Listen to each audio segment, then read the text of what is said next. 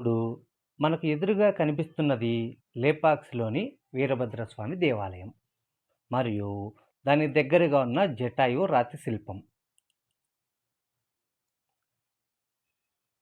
ఈ గుడిని విరూపన్న గారు విజయనగర సామ్రాజ్య కాలంలో తాబేలు కొండపై అద్భుతంగా నిర్మించారు.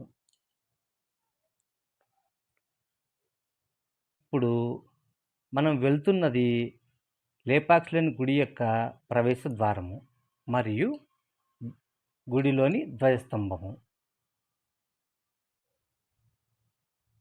కళలను విజయనగర రాజులు ఎంతగా అభిమానించేవారో ఈ చిన్ని రాతి శిల్పాలను చూస్తే మనకు తెలిసిపోతుంది.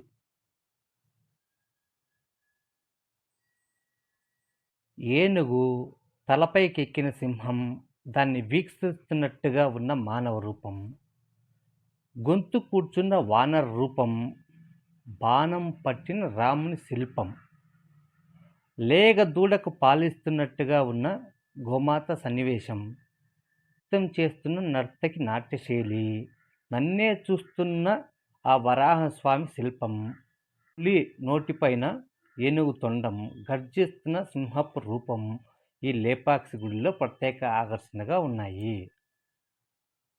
ఇప్పుడు మనకు ఎదురుగా కనిపిస్తున్నది లేపాక్షిలోని వీరభద్రస్వామి దేవాలయం.